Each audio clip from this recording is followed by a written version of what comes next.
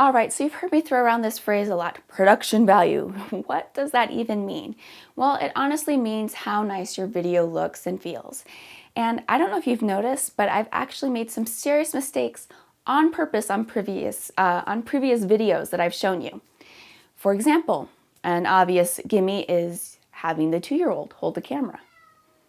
Not good production value, okay?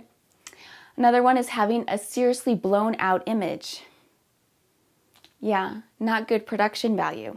Another one is not using a mic, especially in a noisy situation. You're cute today, but we're not talking about visuals. We're And another one, even though it's kind of a personal preference, is looking kind of unkept on camera.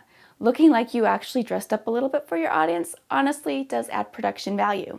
All right, and one more common mistake that was in a few of my videos is, for the love, pay attention what is in the frame. I have a crock pot in the frame. No one wants to see my red crock pot. It has nothing to do with what I'm talking about. Pay attention with what's on the counter, what's behind you. Don't have anything sticking up out of your head. Little things like that, making sure that you have a clean image that isn't interfering with what you're trying to say. So if I'm talking about a crock pot, sure, have a crock pot in the shot. If I'm only talking about tripods, only have tripods in the shot. Everything else should be cleaned up and put away so it doesn't distract. And also watch out for signs with writing on them, because that can distract from your image as well. So what are some other ways that you can add production value? Well, a nice music bed is a good way to add production value.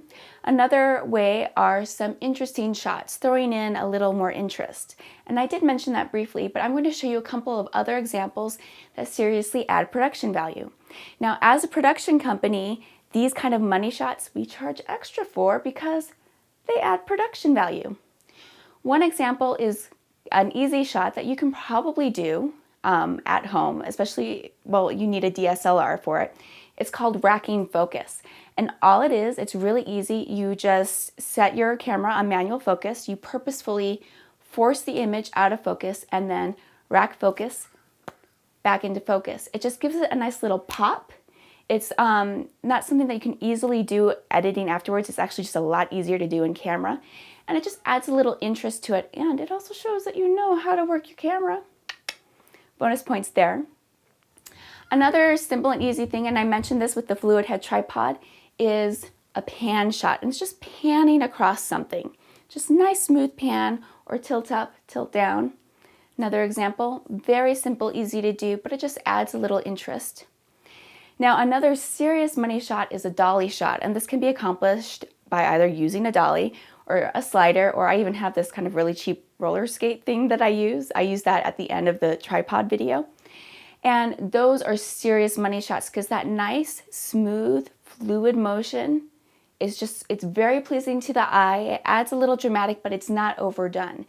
And yeah, those cost a pretty penny, and it adds production value. Now, production value is important because the nicer your production, the more likely you are to get noticed.